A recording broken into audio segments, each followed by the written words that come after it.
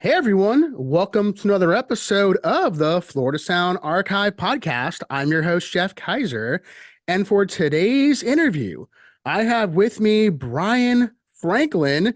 You may know Brian because he was a musician for a very long time. He still is a musician, but he was a musician for a long time in South Florida. You can even see he's sporting the Churchill's t-shirt. Brian Franklin, welcome in. How are you? I'm great, thanks. Thanks, Jeff. Thanks for having me. Yeah, it's great to have you on. So how you doing? What are you up to these days?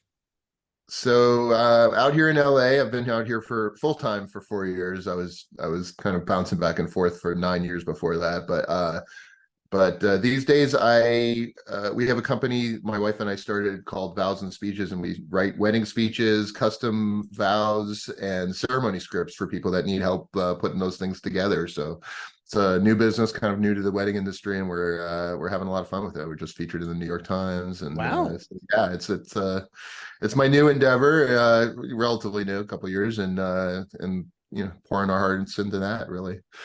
Well, good for you. That's very cool. Yeah. Do you think anything that you did musically helped kind of prepare you for what you're doing now? Absolutely. Absolutely. I mean, I think when I look at speeches, and this is not just with this business, but before this, I was doing political work. And I think when you look at speeches or presentations, I think of them very similarly to set lists. I mean, I think that you have these vignettes that might, analogous to songs, and then you put them together. And I think it has the pacing of a set list in my mind. You have moments where you dip down in energy. Maybe that's the acoustic portion of your rock and roll band, or your rock and roll show, and then you lift them back up into a crescendo. You want these things to end almost like the end of a rock show. So to me, even whether you're doing 2 minutes of a speech or a 40-minute presentation, I always think of it in those terms. And you're no stranger to writing songs and set lists because you have a lot of songs in your catalog. I do, yeah, You yeah. certainly do. So, I was a and we'll very unhappy kid. I wrote a lot. and I know we'll get into a lot of that as we kind of go Yeah. through the interview. But let's kind of go back a bit. Let's go back to your early beginnings. So, where'd you grow up? So we bounced around a little bit. I was born in New York City. My parents lived in Teaneck, New Jersey, right across the George Washington Bridge, and we lived there until I was 4. We moved. My dad was in sales, in ophthalmological sales, and so we moved to Los Angeles, and I lived about a mile away from my future wife. We didn't know each other, but then we moved back. I went to like kindergarten, I think part of first grade out here. Then we moved back to Teaneck and lived there for a few more years. And then we moved to Irvine, California. And I lived there until from fifth grade to about the end of the end of my junior year in high school. And that's when I moved to Miami, which was on the coldest day on record in Miami. We moved to Miami. We left California in a heat wave in the middle of winter, and then I can't remember, I think it was December 1st, but I'm not sure, in 1989, and we moved to Miami. It was one of the coldest days ever. I'm like, what the hell is this? I've been watching Miami Vice. everybody's dressed like it's warm, and I got off the plane and it was freezing, absolutely freezing, but Yeah. settled into Miami, and then wound up in Miami for 20 some odd years. So, when you talk about some of your school, right? So, where'd you go to school in Miami? In Miami, I basically did the end of my junior year and senior year at Miami Palmetto. And then and that's where I met Jeff Rollason. One of the first people I met was Jeff Rollason, who was in Strangelove and The Curious Hair. And, the people in the singer-songwriter community would remember his Evil Ignart cassette of the months that he would get local artists to do some kind of lo-fi thing, and he would run around and hand people cassettes. But anyway, I met him. We were both in high school at Palmetto, and I don't know, I guess I looked like I should be in a band, and I started talking to him or he started talking to me. And How did you look back then? I had curly hair, and I came in and I looked older than I was, and everybody thought I was a narc, and it didn't matter how many drugs I did in high school. They all, like, the resident weed dealer was just absolutely not buying it and would not, because I come in from California. I looked, and I think this was like when 21 Jump Street had just come out, and or somewhere in that range. And so people were like on the lookout. And I was, an older looking senior in high school and with a beard and I think short hair at the time, but I was trying to grow it out. But growing your hair out with like the kind of hair I had was not an easy task. It took a while. Nice. Yeah. What were you listening to at that point in your life? I never really, I liked Van Halen, but I never really got into glam bands for the most part. I was not into that scene, although, so I wanted to play in things like Extreme and, anything that would capture somebody's attention in those days. But I personally, in those days, I was listening to Petty. I was listening to the Black Crowes. I was a big Springsteen fan, although I think that was when he came out with his non-E Street Band part of section. I somewhere in there he was starting to drift away from the E Street Band, and I didn't like the new stuff, but I liked the Stones. I was more of a classic rock guy with Stevie Ray Vaughan. I was getting into Clapton and Stevie Ray Vaughan and trying to learn all the blues licks and all of the things like that. I was a big B.B. King fan and Ray Charles, and but I was also into the Clash and Ramones and more of the Clash and some of the stuff of the day, I guess. Like, I liked the Lemonheads and sure, and the Pussies. And I wasn't a giant fan. I didn't dive in that far into that scene, but I loved it, and that certainly played a part in my life, because there were people that were heavily influenced, like by the Pixies, for example, or the Ramones, like Rob Elba, who then later becomes, a major force in my life. So, yeah. but yeah, I was more of a classic rock, I was trying to be the next, singer-songwriter guy, There's a song that you wrote called The Long Nightmare. Is that right? Nightmare? Yeah. And when I hear that song, you mentioned Springsteen, it reminds me of the sound on his album Nebraska. Was that an album that was an influence to you? Absolutely. Yeah. I remember that was one of the first albums. Well, my dad had it on record, but I know like that was one of the first ones he got on CD too. But that was a huge album in my household. I mean, I loved that album. And that to me it's interesting because there's been a lot of attention to it lately. Warren Hayes came out with a book on it, and I think I just read they're doing a movie about that album, and that was a huge album for me for sure. I mean, it was something that connected the dots between Dylan and Springsteen to me more so than even his early stuff. Yeah, you could definitely hear that influence for sure in your music and in some of the songs, especially that one, at least to me. So yeah, and Bob Dylan was a big thing in my house too, and that's something I had to learn. It was just required. When you first started playing music, how did you learn to play guitar in the first place? So my aunt was the bass player in a band called Kid Creole and the Coconuts, which was one of the first bands of color on MTV, if not the first. I think there was some debate about them versus Michael Jackson, but she was pretty back in the early 80s. She was fairly well known in music circles, and in fact, there's a fun story, and I don't think it's fake. My understanding is that both Sting and Prince at one point tried to recruit her as a bass player, and that was another band I forgot to mention. Police were a huge band for me, and then when they broke up, apparently Sting asked Carol to be on tour with him on the Dream of the Blue Turtles tour, and she said no, that she preferred being in Kid Creole with the Coconuts. And I think that's about when I started to think that maybe she didn't know what she was talking about. She was a monster bass player, and she had instruments in the house and at my grandparents' house, and I think I just always wanted to be a part of that, and then I became obsessed with Springsteen very early on. My parents were big fans and took me to, that was one of my first like real big concerts I ever went to. And when I was 8 years old, went to the Brendan Byrne Arena and saw him in the River Tour, and it just kind of changed my life. And so from there, I think that was really where I started to pick up the guitar. And of course, like many people do, I had a difficult guitar to play at the first one, and I put it down for a little bit. And then I think somewhere around 10 or 11, when I realized I didn't have the natural looks of some of my friends, I decided that it was either going to be sports or music, and I tried to do both, and I was prone to injury, so it became music more so than anything, you know.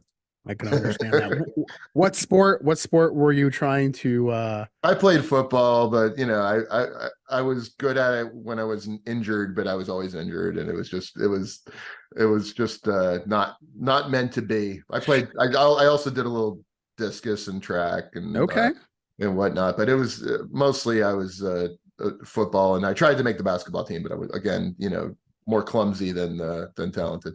Yeah. So, you know, again, I was more stylistic than talented. Like it was, my fingers couldn't get around to a lot of the chords. I got big hands, and so it took me a while to figure out that I could do certain things really well, but if I tried to rip it on guitar, I was probably not going to be as good as anybody. So I had to do something else. And it wasn't until I got into Miami, the Miami scene, where really Jeff was the entry into some of the people that were developing in that area. And there was, we were younger. I mean, when we finally broke into the scene, we were on the young end of that scene, probably 4 to 5 years younger than everybody else. And that there was this whole Miami Beach music scene that had the Chances and Sean Edelson and these guitar players that all these people that kind of came out of Miami Beach High, that were musicians that all knew each other. And then you had the Hialeah scene, and it all congealed down in South Beach around 92, 93, I think. What were some of the places you were going to see some of these artists, bands play? Well, at first I didn't have a fake ID, and so it really depended on how my beard looked and and what the place was like. So like there were a lot of places I just couldn't get into depending on if they were carding people or not. But I mean, the Square was obviously one of the first places that I would go to see rock bands. I mean, I think I got into Cactus Cantina more easily, and so because I'm just trying to think of the dates here. I mean, I moved from Miami to Plantation right before Hurricane Andrew, so I would have just been out of high school. I graduated in 91, so yeah. So I was 19 still when I started to play around, and thankfully there was one bar in Sunrise, Florida that became very important for me. It was called Tunes, and it was run by these 3 brothers whose family owns a series of strip clubs down there, like Jiggles off of Broward and 95, a famously bad, really bad bottom barrel strip club. But anyway, they opened this cartoon and music themed place in the strip mall, and that they had an open mic night, and I started to go there, and eventually I was running it for a little bit, and then I started becoming the opener for bands that were coming in, that were playing there, that were larger. And one of the first the first 2 bands of note that I remember are In-House from West Palm Beach, and which became very big, and Natural Causes. And I became friendly with Keith Chance and Joel Chance, the guitar player, and particularly Arlen Files, and I wound up being the official Broward opener for Natural Causes. So wherever they could have an opener and wherever there was a place to play, they would squeeze me in as an acoustic guitar player and open up for them. And they were so kind to me. I mean, they was really a band that helped me tremendously. And then at the same time, I wound up doing more or less the same thing with In-House, where they would bring me up to the Underground Coffee Works in West Palm Beach, and I became a regular there and a regular opening up for them. And they had just started to play. They were a duo, and then they had a bass player and a drummer. But then they eventually ended Andy Stein as a guitar player. But Andy had a day job, and he could only stay out so late. So they'd play these gigs, and he'd play the first two sets, and they would have me as like the stand-in guitar player that would play the third set with him in a lot of these places. So I wound up this unofficial member of In-House, sort of. But they were very, very kind, having me open up. And then one day they were playing. This all happened very fast. Yeah. One day they were playing at Stephen Talkhouse, and it was a big deal for them because they really didn't have a Miami following. Stephen Talkhouse was the place to play at that moment, I think, more so than it was the fancy place to play in Miami Beach, I think. And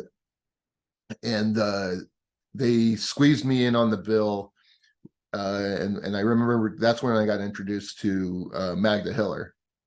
And Magda again did the same thing. I wound up playing guitar with her, invited me out to open up at the gigs or play songs anytime she saw me.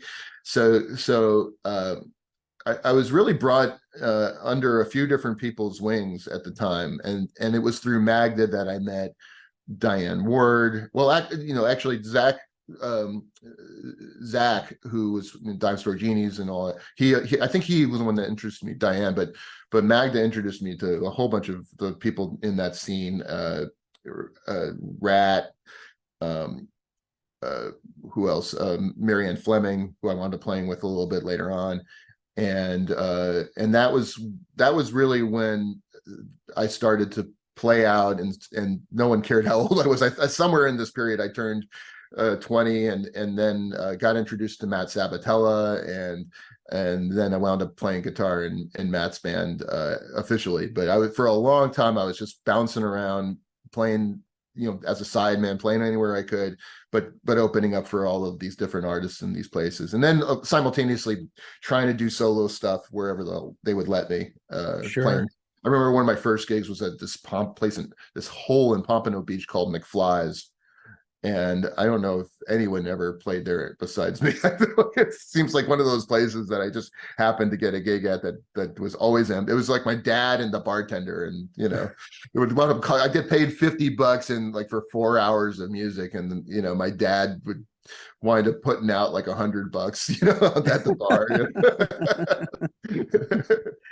That's good though. I mean, you're just getting yourself started, and you're looking for places to play and trying to, trying to get yourself out there. So were you writing a lot of music at that time, or were you just doing, or were you doing mostly covers? Yeah, I had started writing music early in high school. I started writing songs, and they were terrible, of course. But towards the end of high school, I think I had written a couple of songs that had some semblance of structure and that some people seem to like, and right from the beginning I had random weird people like, oh, we can help you, and like we'll sign you to this, or we'll try and say, like, I had a series of aborted bullshit things happen where somebody knew somebody, and it seemed like it was on the right track, but then would inevitably be bullshit and fall apart. But what it did also was it kept stoking the idea that, oh wow, you're just one good contact away from making it and getting signed and all of that, and so I was constantly trying to write the next song and trying to write, refine it, and I think by the time I was 20, I had a full set of songs that were presentable, and I had started to get it because I was such a bad guitarist.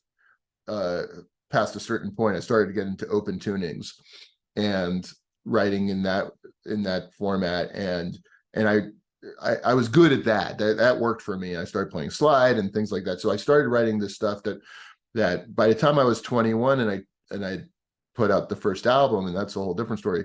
But by the time I did that, there were songs that I had written for a few years that were collected into that. So as I started playing with these people like Matt and Diane and Magda Marianne, and all of the people that I would meet. I mean, you just started experimenting, and the place that really became central to me was a place called Blue Steel up on 17th, I think, somewhere around there, 17th and Collins, I want to say, but it opened up, and that became the like a songwriter's haven. It was I don't even know how to describe it. It was more like a collective. You'd go there on Tuesdays, and that's when everybody was there. And if you had new material, you play it. And it wasn't an open mic because it was kind of an invite only deal. But Zach and Seven were running it, and they were very, very kind to me, and would always put me up, and I would always play. And that's where I think that's where Rat and I really had our first talk. And he invited me over to Sync Studios, and that was the beginning. But Blue Steel was where you'd had, I mean, Alex Diaz, Rich Lyle, Matt Sabatella, Diane Ward, Zach and Seven, Paul Raub was there, Amine, like this whole singer-songwriter crew, Marianne often. And that was such a breeding ground for cool things. You'd stay there. Everybody was getting high in the bathroom, and and get out there and start playing until you got too hungry, and then you went to Denny's, right? And or you wind up at Rose's, have a few more beers, and then go there. And then go to Denny's. Then you go to Denny's, right? 4 o'clock in the morning, and then you hope that you made it home. Back on the 40-minute drive to Plantation, and I would call my friends in California, my high school buddies in California, just to keep me awake on the way home. Yeah, it's still earlier there, right? Yeah, but that was where I met Rat, and I had been working with. We had been Matt and I had been playing for a while at this point, maybe a year, and we had started to do some recording, and we had done some showcases, and that band was a lot of fun. It was me, Matt, this guy Jordan Steele Lash, David Jaskis, and Lee Frank for a little bit. Was there a name of the band? Sabatella. It was right after Broken Spectacles. It was Matt's band, and he was writing some amazing material, and so while we were doing that, I mean, I was really more known for being his guitar player at this point than and the singer-songwriter crowd knew me, but generally speaking, outside of that, most people didn't. And so I was talking to Rat, and Rat said, "Yeah, come on, let's do the album." And I was teaching guitar at the time. I was in college and teaching guitar, and I had borrowed a little bit of money to make the CDs, but we did the album in a week. And it was fun. I brought in Diane to sing, and Matt was playing bass on it. And it was basically like partly Matt's band. And then the next Matt was playing bass.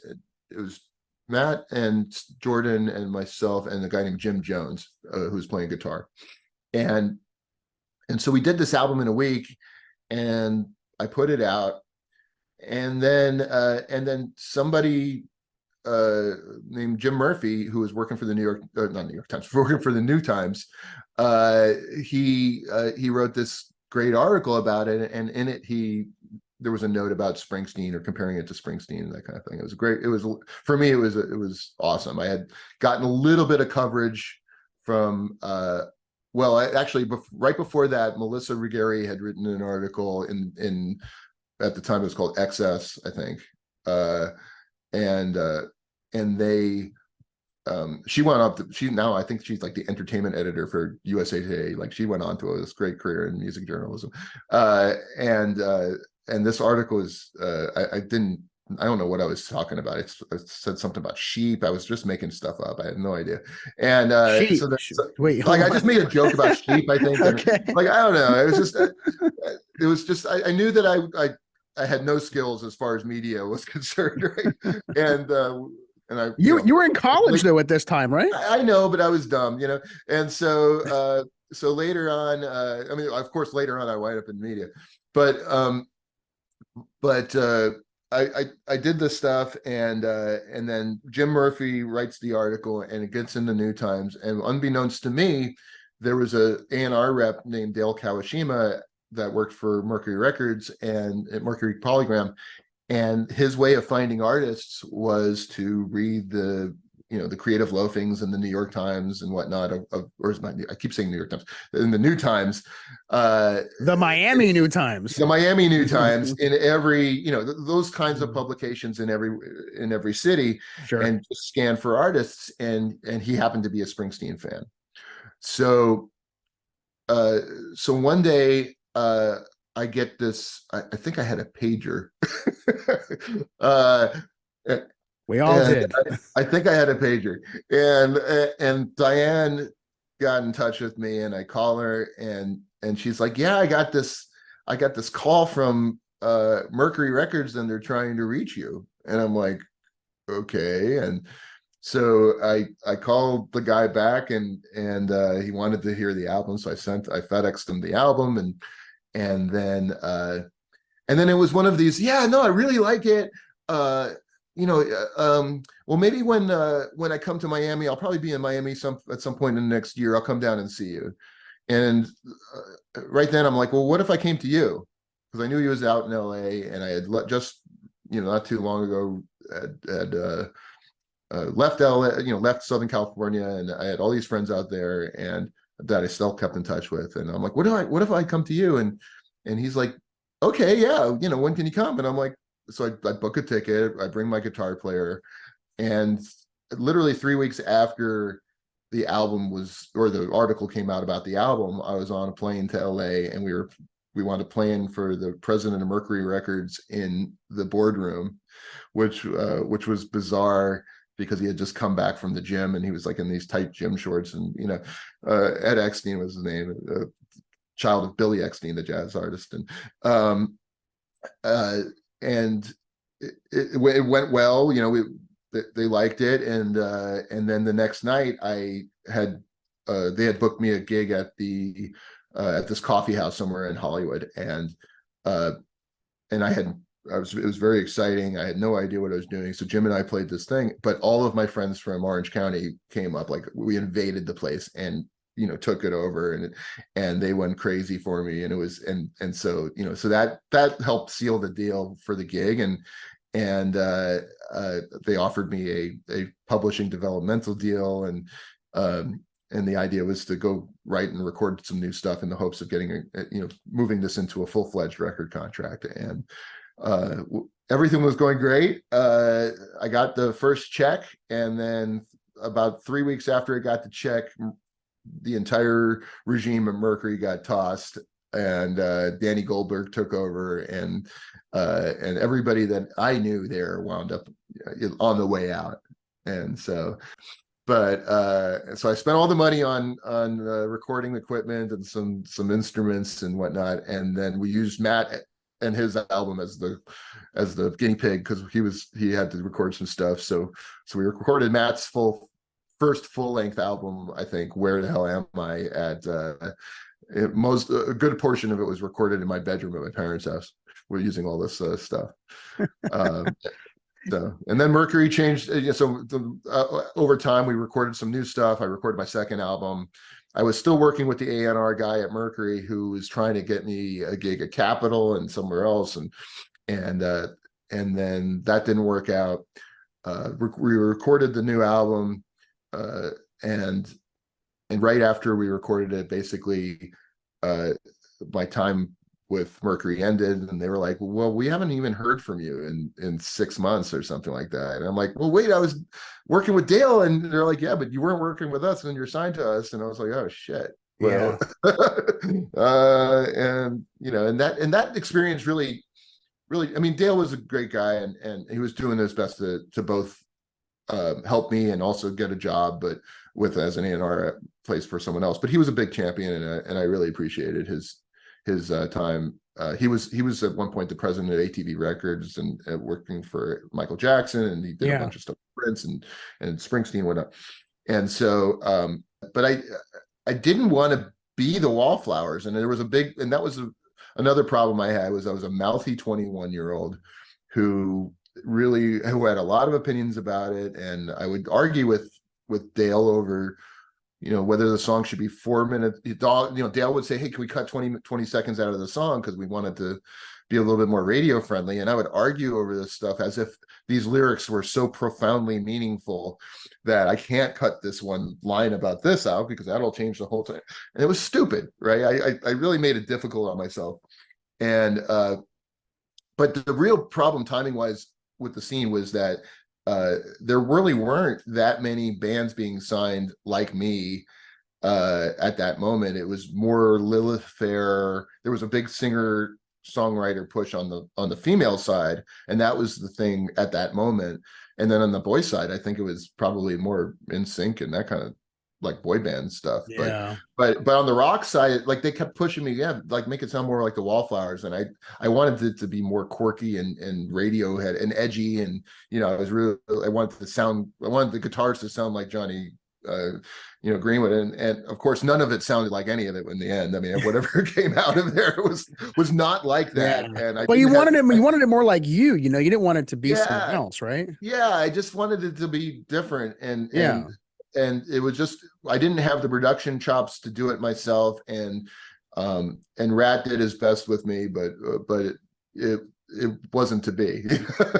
So it ended, and then I had to redefine what my interest in music at that time. Yeah. Yeah, I imagine that was an interesting experience to go through. And then I've heard stories like that from other people too, where regimes change and then it changes the whole dynamic of whatever you were promised before. It's not that way anymore. Arlen had gotten signed to Island to a full-fledged record contract, and had famously gone up and played with the band and Tom Dowd, and I got I was lucky enough to watch Tom behind the mixer and hang out at Criteria listening to him record that album and mix that album, and it was so cool. There was a lot of things that were happening, but then like Arlen and I both got canned by our record labels, I think within a week of each other. And we were just like, oh God, like now what do we do? We were refugees. Arlen wound up like bootlegging his own CD out of it because he didn't technically own it. And yes, I was just walking around like, yeah, it's over, But do you remember getting any local radio play at this time? Yeah, Glenn Richards and Kimba were both, very friendly to us, and Nicole Sandler was a fan and a friend, and would help push us a bit, but I wasn't, I really slipped in behind the scenes. It was such a random way to get signed.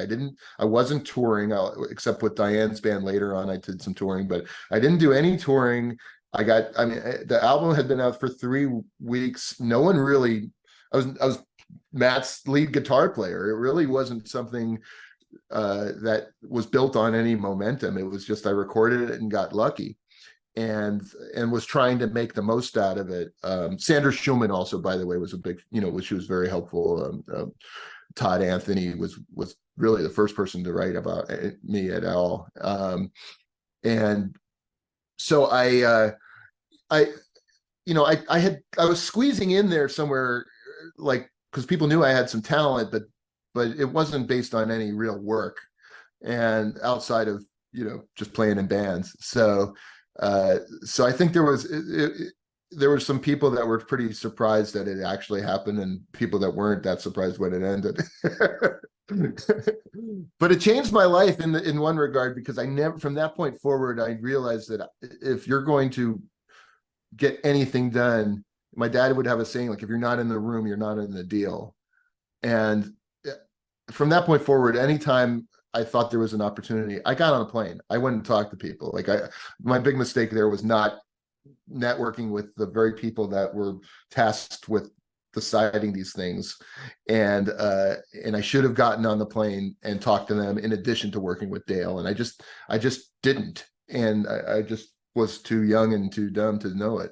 So but that from that point forward, everything I ever did from business, from music or business, I took a chance and I jumped on the plane and made sure I got in the car and I made sure I had the meeting, and it fundamentally changed the rest of my life. Yeah. I know after that you said you played more with Diane Ward, who's been a guest on the Yeah. podcast as well. So talk about your relationship with Diane and what was it like playing with her? Oh my God. Well, I mean, first of all, Diane, uh, anybody of a certain age range, if you just say the word Diane, everybody knows who you're talking about. Like, it was rarely, you rarely had to add the word. She was a superstar in the scene, year after year, best female vocalist, best vocal, she just a voice of an angel. But more than that, I think she had this Chrissy Hind, like power to her, that put her on a different level. It was, people used to make, and she hated it, but they used to make comparisons to this one particular singer because of the way that she sounded. But really, I saw her more like Chrissy Hind because she had that delicacy, but she also had a lot of punk in her. And she's a hell of a drummer, like just a monster drummer. And she loved to rock out. And so it was fun for me because I never really was in a band until later on that had true punk underpinnings. But in Diane's band, when I was in it, it was Chris Sheldon, me, Diane, and various different bass players over time. But Chris was kind of a punk player and really into the Police and some of the same influences that I had, but we were always pushing to rock a little harder and to push it over the edge. And there was a lot of fun dynamics in that band. But Diane and I, we just, our voices meld very, very well together. We liked writing together. We're just really close kindred spirits. I mean, she worked for us for many, many years. She lived in my house for a while. Like she's just a great person. But she was such a champion of my music. She loved my music and my writing, and was always like trying to write with me, and every chance she ever had to showcase me, she did. And so it was really really, really nice. And I loved playing in that band, and I loved the music. We still occasionally write music together, and she sang on a recent recording that started out as a song that we wrote way back in the day, like we were just playing with, and I finally got to about 4 years ago. And she's just the best. I mean, she's just so good, and she's up there in Nashville, writing songs, and I hope someday that she will get the recognition that she deserves, because she's in that category of people that should have that kind of recognition. Yeah, I completely agree. When you're thinking about writing music, right? When you're writing it solo versus when you're writing it with a partner, what do you think is the biggest difference for you in that process? I don't write well with a partner in the same room. Generally, I think for me, I'm better off. I'm more of a lyricist, I think, at heart. I've written a ton of songs, but the songs that I've written with Diane tend to be ones where she wrote the melody, sent me a recording, and then I wrote lyrics to it. We've written a couple songs in the same room. Rob Elba and I wrote in the same room a bit for a portion of the Rat Opera, and that was fun. But mostly I've written by myself. So I found hey, let's get in the same room and work this out to be a little bit uncomfortable.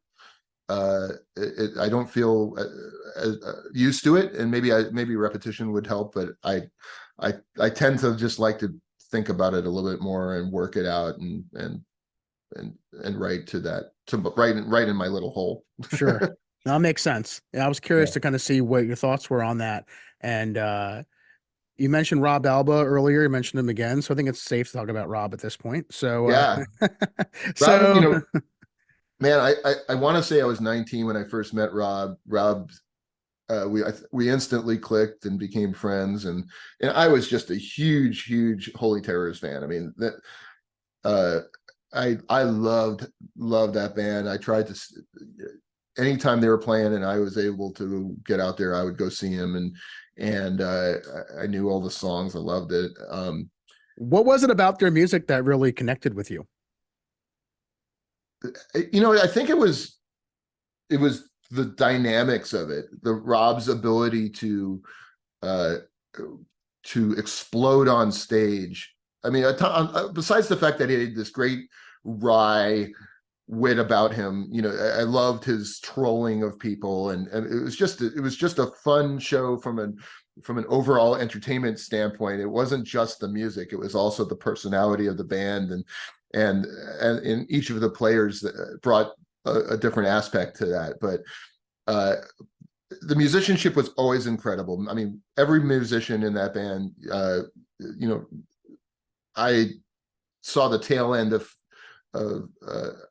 Frank's playing, but it was mostly Will for me, that on bass, that his bass playing is just enormous, and he plays everything he plays on. He fills a space in a way that very few bass players I've played with do. Debbie Duke is the other one that I've played with a lot that does that. She's just got her own thing, but Will in this kind of music just is a monster.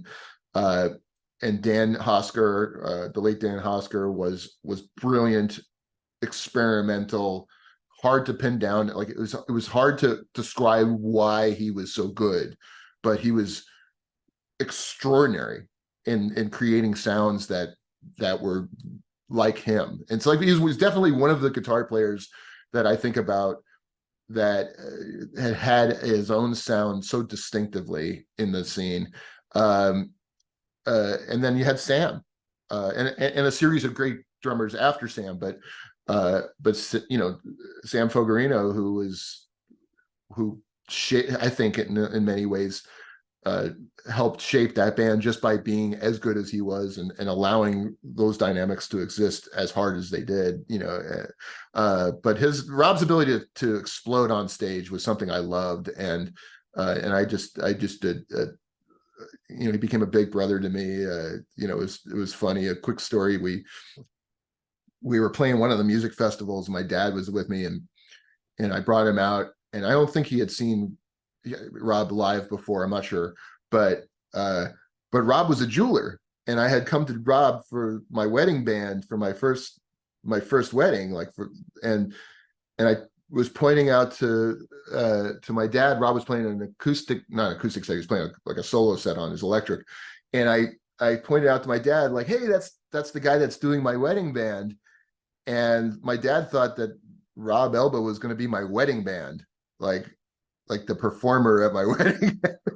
He was looking at me, well, wait a second. Was he not? What the hell is this going to be? Was he not impressed with Rob's playing? Or he loves Rob's, but it wasn't exactly, it wasn't exactly what the kind of stuff you'd have at a wedding, right? So yeah. It was. But Rob, Rob and I never played with each other ever until later on, long after. Probably 2009, I want to say, or 2008, 2009. I had started in 1996.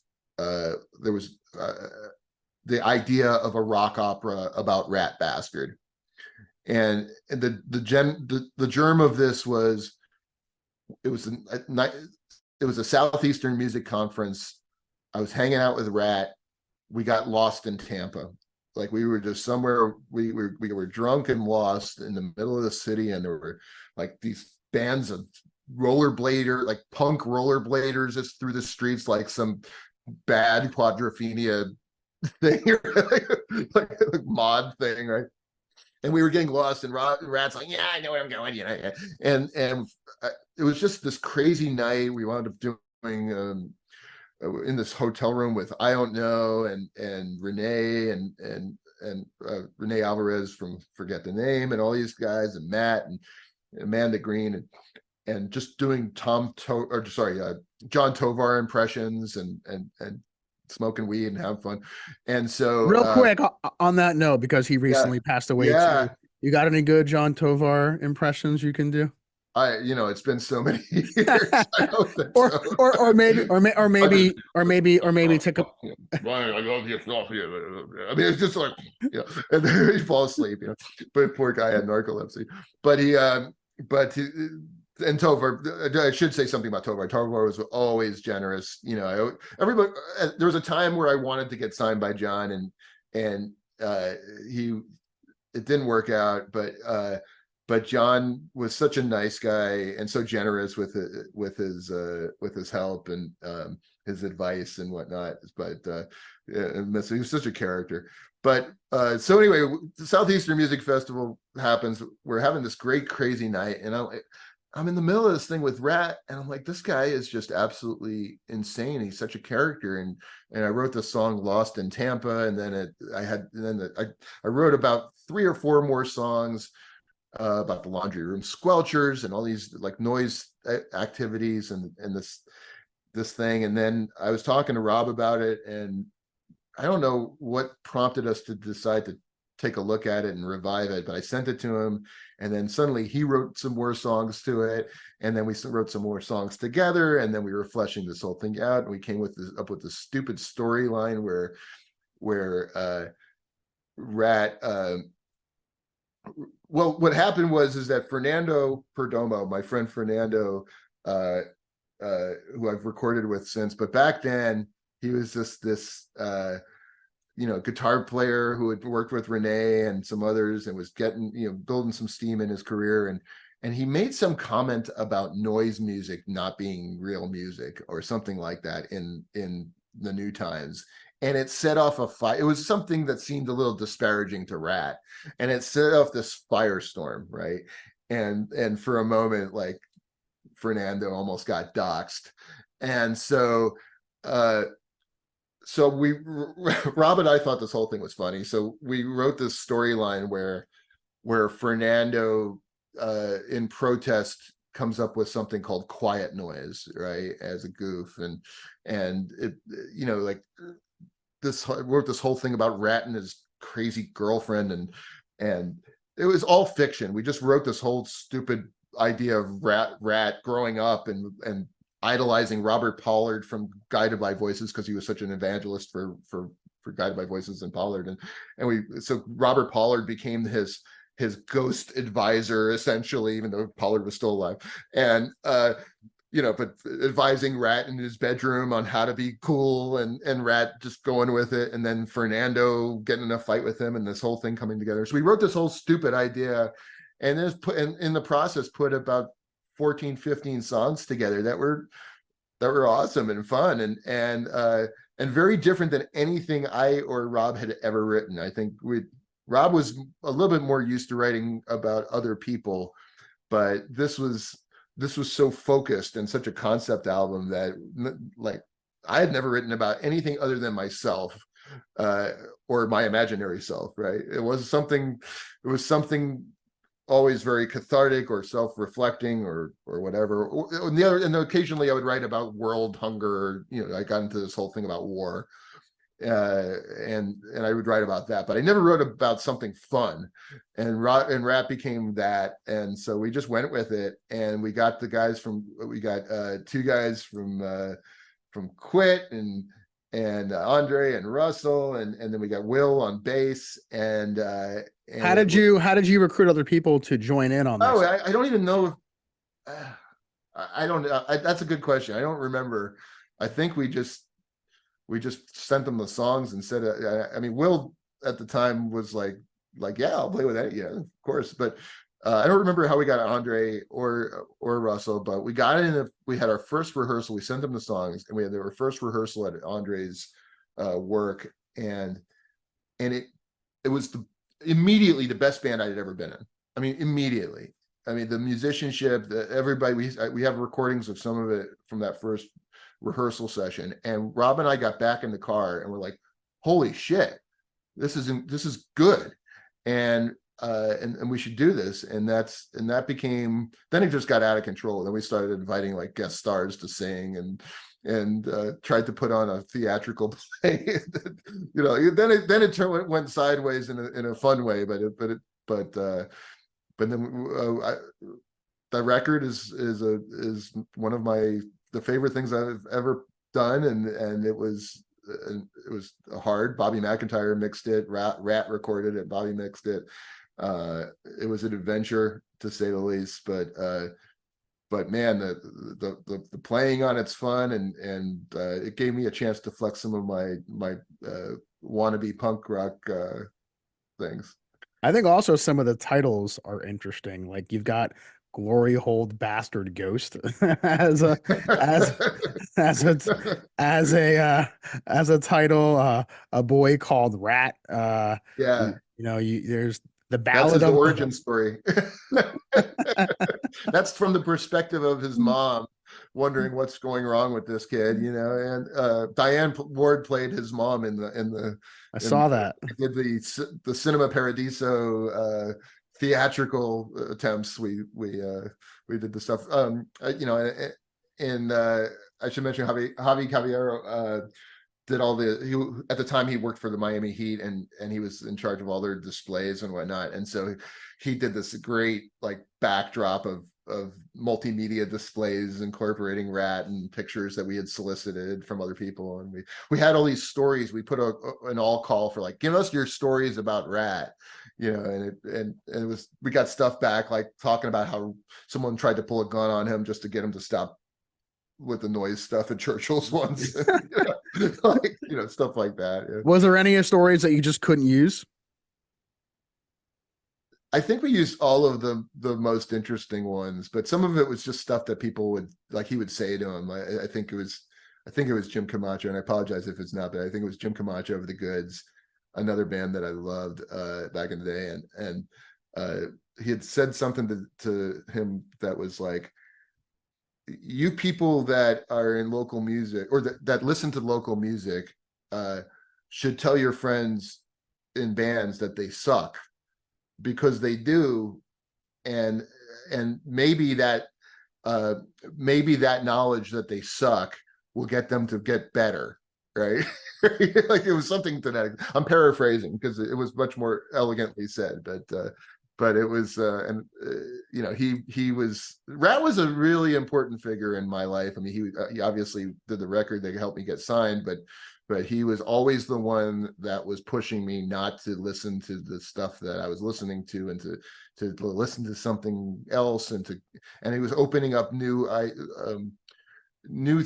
artists and new ideas to me that 20 years later, when you go back and I think about, I was arguing, I was a big U2 fan, I loved The Edge, and he's like, U2, man, they were just just copiers of Echo and the Bonnie Man, and they were copiers of this person, and he's got such a musical encyclopedia in his head that but a lot of the things that he said about what would last and what was really truly creative have withstood the test of time. Some of what he said is complete absolute insanity and shouldn't listen to it, but a lot of it was what turned out to be. What did he think of this opera? Because you got to think, right? It's not great. every day when someone's gonna create this level of theatrical performance for someone's life, even if it's just fantasy or fiction, right? So what did he think of all this? He was in the front row. Like, he was sitting there in the front row. He loved it. I mean, Rat loves us. He loves the attention. I mean, he's Rat, he deserves it. He was such a, he helped so many artists down here. And that was the thing. He was consequential for the Mavericks and Marilyn Manson and so many others. And all of the bands that even had a shot in this genre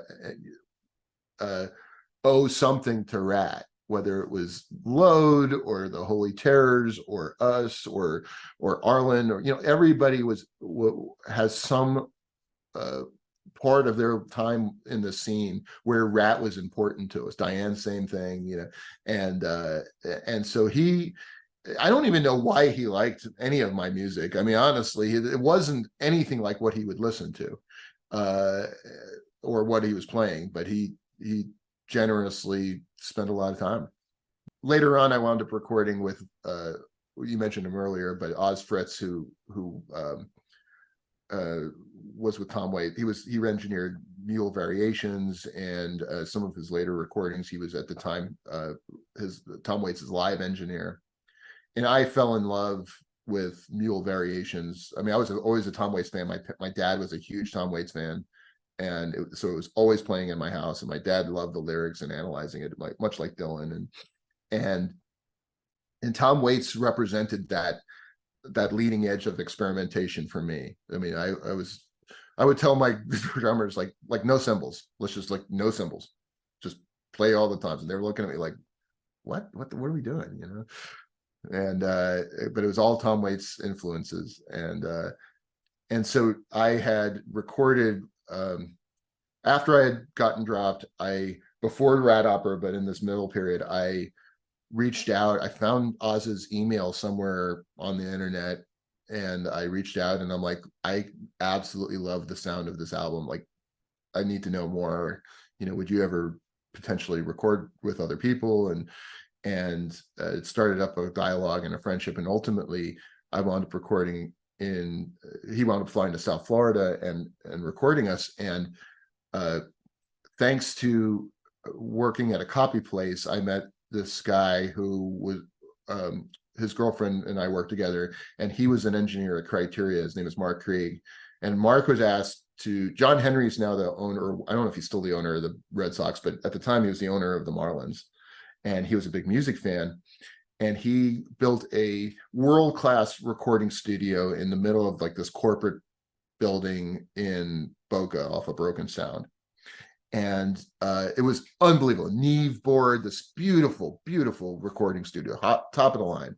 He also built one on his yacht. I'm not sure why, but he had one on recording. Like on the yacht, you've got ropes squealing. I have no idea how this thing works. Yeah, but I never heard of that before. It was so dumb. But anyway, the idea was they were going to start a record label and record there, and they used me as one of the beta testers of the recording studio, thanks to Mark Krieg and his work. And so Oz came in, and we had this Neve board, and we recorded this album, you know, or 5 songs or 6 songs that were going to go to this album. And then I recorded the rest out in California, where Tom Waits was, and in this chicken ranch. If you know Tom Waits and you know Mule Variations, there's like chickens on the album, and particularly I think on Chocolate Jesus, and there are roosters everywhere. Like there's just chickens everywhere on this ranch, and I recorded in this little storage area that became known as the Tom Waits room, and so I was obsessed with this whole thing. And then I ran out of money. That was it. But and you know, I released the recordings, you know, unfinished and unmastered, but it was a fun period, but recording with those guys was so different than, you know, record with Rat's like, yeah, then he presses the button and then falls asleep, right? And that's one of the songs on the Rat Opera is Rat Takes a Nap, you know.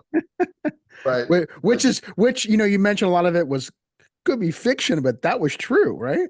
Mm-hmm. So it was a mix of yeah blurred the lines between what was real and what wasn't. So yeah so it was, you know, it was fun. Like Russ Rogers was playing bass for us. Russ Rogers, another guy, Dot Fash and the Numb Ones, and a fantastic singer-songwriter. Well, he's not a singer-songwriter. He was like it was a different kind of genre, but he was a great singer and a great songwriter. Yeah. And so he was playing, and we had so much fun in the studio because we had all the time in the world. It was world class. You know, I'm playing on incredible instruments, and Jack Shoddy, who was the guitar player in my band, and Diane Ward's band, also somebody that would spend enormous amounts of time being helpful and helping me produce and whatnot. Just fantastic musician. Is that what became Tumbleman? Is that? Yeah, it was I mean, basically it was like Diane Ward's band in reverse. It was the same personnel. Yeah. We just put me in front and Diane on the drums, and kind of shuffled everybody. Or Chris Sheldon actually was the drummer for a while, and until he moved away. And I had my cousin Sierra played guitar in it for a little bit, but that was just the label I threw on top of that era of music. But it was fun. But Jack and I, we didn't always see eye to eye, but Jack was again one of those people that was a champion of things. I was very lucky. There were a few people here, in every stage of the career that spent a lot of time promoting me, or whether it was on stage or out, or championing me in the press. Or I had this guy Eric Klein from inside the music business, who was very, very proactive about trying to get me press and help me out. And it never really got going after Mercury, but the Rat Opera stuff was a lot of fun. But I also think that I had, at that point, I had decided that I probably wasn't going to make it. I think I was still trying to get something going, but I was also in school, and then I was working, and I started my own business, and it was, life started to take over, and I realized that perhaps I wasn't going to be the kind that was going to be able to jump in a van and go travel the country and play show to show after show after show and build this the organic way, which is what a lot of people really needed to do. But after that luck had run out in that first thing, it just wasn't going to happen again. Sure. Yeah, I can understand that looking back in retrospect, right? So you think back though you mentioned you played a lot of gigs in South Florida. You said you didn't do a ton of touring, except maybe with like Diane's band. Did you ever play any shows though throughout Florida and other and besides South Florida, any other places in the state that you remember playing at? God, I don't remember the names of places. There were places in Tampa, there were places in Gainesville we played.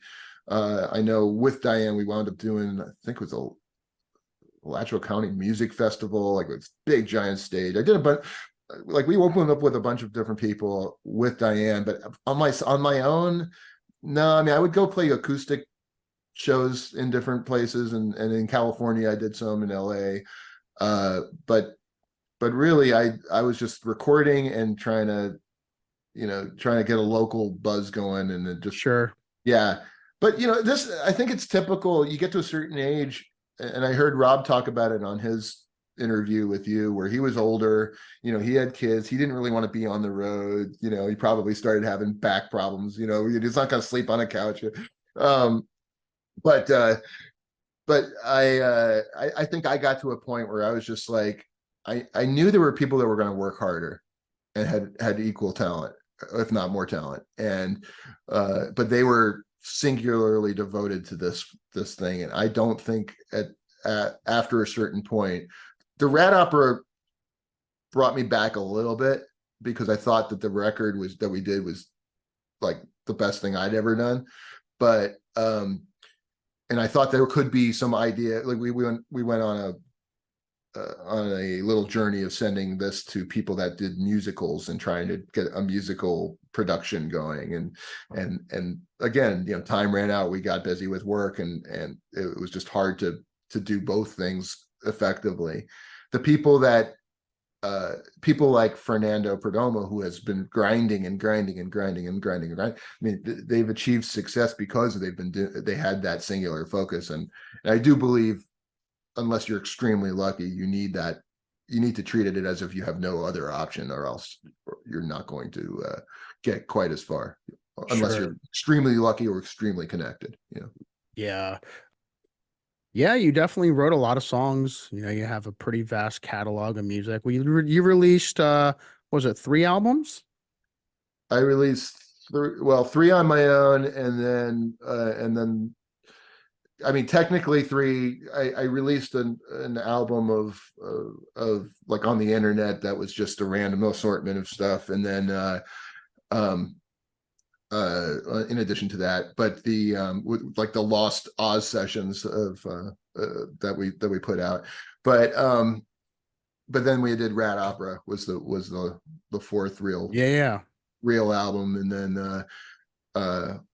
and that's it. I co-wrote some songs on Diane's stuff, and Dean Fields and Dean was in the scene for a little bit, but then moved up to Nashville. And Dean's a fantastic and successful songwriter, and he's amazing. But yeah, it was a fun ride, and I still dip down there occasionally. I played the Hosker fundraiser, Dan Hosker Music Continuum. I've got to play it with my son and Rob and Nice. Fausto from Load, and there's a whole network of people when you come back and you go play that just congeals back together, and it's wonderful. Mark Duman's now helping to lead the scene, I think, a little bit, and Rob moved out here, so Rob and I are 20 minutes away from each other. We never see wow. We're 20 minutes away from each other now here in LA. So the scene carries on, I guess. Churchill's is done. We're a lot of the anchors are gone, and new ones pop up, but I'm sure there's Rat's still leading. He's still the Pied Piper in some respect down there. He's doing something. After all these years, he's still at it, and yeah, it's fun. It's fun stuff. I wrote a few songs over the last few years that I've recorded with Fernando, who is also out here and he's a wonderful engineer and studio technician, and just one of the greatest musicians I've ever played with, because he plays everything. So you go there and you'll just lay down the rhythm tracks of the song that you wrote and help you fill out the whole thing. He's like a one-man band. And so he and I have done some stuff together, which is not specifically South Florida, but it's rooted in all of South Florida's history, right? So you got to create a song that's a homage to your Florida days. Yeah. It's funny, as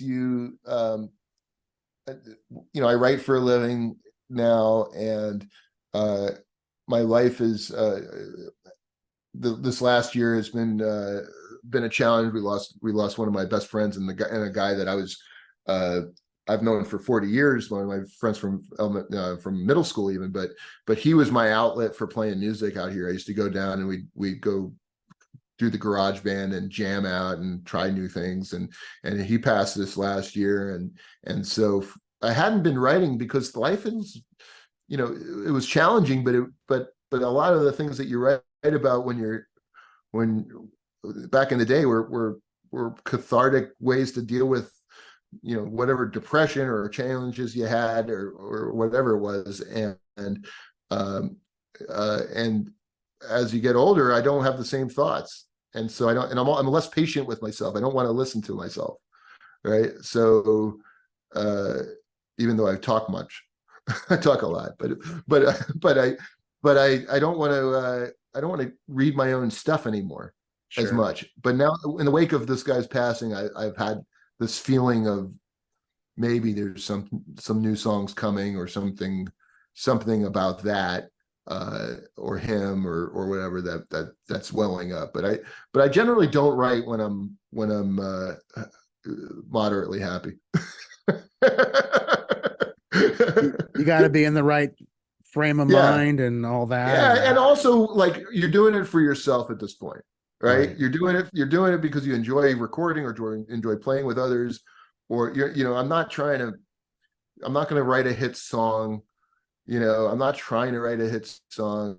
I'm not trying to get signed. So a lot of the things that would have driven you to be disciplined back in the day and sit down and actually, okay, I'm going to keep writing and keep refining it and do, it's like, okay, well, how am I going to spend my time today? Sure. Right? Completely. Yeah.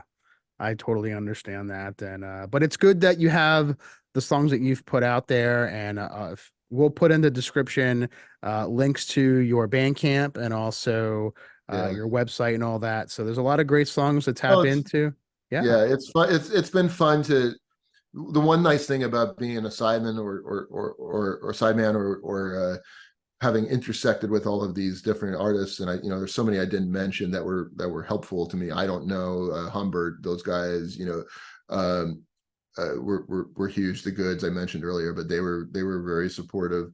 Robbie Jeanette, there's, when you intersect and play with these guys in some form or fashion over 30 years or 20 years or whatever it was,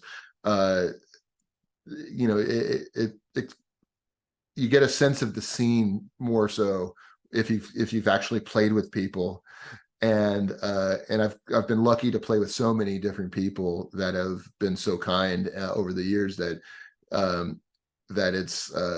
it's fun to look back on, because it was such a collaborative scene overall. And you miss that when you get older and everybody's stops working together and stops hanging out 2 nights or 3 nights a week, at the bar, talking about music and what you're doing next and listening to each other's latest stuff or latest experiments. I mean, that's where I think that, when you look back nostalgically, that was the best time, because we were being creative and we were trying to one up each other, and we were having fun doing it, and it wasn't mean. We just wanted to be seen and get something going, so we didn't have to get real jobs.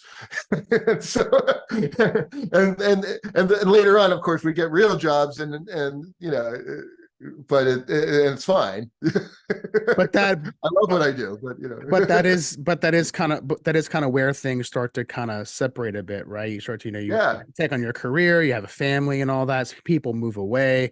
So I wanted to get if you want to get laid, right? That's a guitar player, right? Early on, right? It was about getting girls, right? Getting attention, expressing yourself, right? And having a living that you enjoyed. Sure. Right? Yeah, exactly. And so it's like, now, okay, I've got, thankfully I got, got a girl, I got a wonderful wife, I've got, I got a job that I enjoy. And so it's hard for me to write a country song right now. That's funny. And you used to joke about that. I'm watching some of the videos. You would overwrought.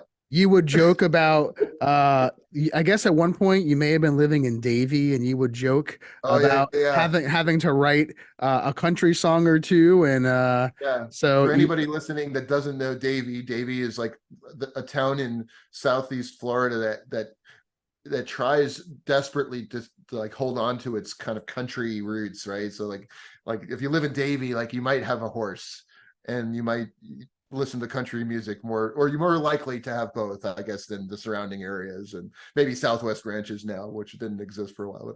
But Davie's like this country thing, and so it's like when I was living there, I was like, everybody associated Davie with country, and it's like a square mile, or I don't even know how big Davie is. That's what I always appreciated that about Davie, because it was a lot like other parts of Florida, especially you go out, right. It was, it was very like that. It was trying to desperately hold on to what Florida used to be. Exactly. Outside of like the Miami Cuban influence, right? It was it's darling how they have managed to like both have an IKEA. Well, that was technically Sunrise, I guess, but right across the way was it was like my house, right? And then Davie was, you walk into certain places where they still have those things that you tie horses to, right? And it's adorable. But yeah, I used to. I wrote like two songs or 3 songs that I would easily qualify as country songs in my life, and it was fun. It's always fun. Yeah. Absolutely. As we get ready to close things out, Brian, firstly, I want to say thanks again for being a great guest. It was wonderful having you on. Thanks for having me. You're welcome, to tell the story of yourself and the journey that you've taken, because we can look back and say, well, this didn't work out, but a lot of people never get that opportunity to. I was very lucky. Even have a label even consider them for a second, and you got to play for the dude in his gym shorts, So yeah, no, it's you when you're a kid, and I think this is Hmm. where I've evolved to, when you're a kid, you imagine just getting on stage, just being able to play your instrument, Sure. yeah, to be able to have a band with the kinds of musicians that I was surrounded with, to be able to open up for or play with some of my favorite musicians. Even to this day, I listen to these people's music, and to have those opportunities to play in front of crowds, to have people come out and actually deliberately come and listen to you that aren't your parents, or your closest friends. That's an honor. And I think when you look back at your life and you say, okay, this was a great period of time in my life. I don't look back and go, oh, what could have been, as much as I look back and go, okay, well, that was the thing you should have done. Right. If you want, like you go back and you make it a little bit, you go, okay, I should have done that, but I don't Right. think that it should have happened. And I'm not mad at it. I'm very honored and lucky to have had it at all, Sure. and blessed with both opportunities and luck, and a little bit of sense, but not enough. But no, I look back very, very happily at those times, and very grateful. Oh, and but as we kind of close things out, any last words you want to share to supporters, fans, Well, friends that I just want to thank the people that were so particularly kind in those days. Obviously, Jen and Evie from In-House, Magda Hiller, Diane Ward, Zach, Matt Sabatella, Rich Uloa, um, uh, Eric Klein, Dale Kawashima. These people that Jim Murphy, Melissa Rigeri, who wrote about Todd Anthony. These people that took the time to promote and to champion me, the people in my band, Jack Shoddy, Jordan Lash, Jim Jones, Darren Coleman, Chris Sheldon, Debbie Duke, uh, people that really helped uh, make this fun for me. I'm just grateful for their time and for their efforts, and I didn't really talk about Marianne, but Marianne, like, she was so helpful in opening up doors. Marianne Fleming, there's so many people. So I just want to thank those people for making it easy for me, because I was able to just walk in and grab a guitar, and Alex Diaz, these guys that were just so cool. So I'm so grateful.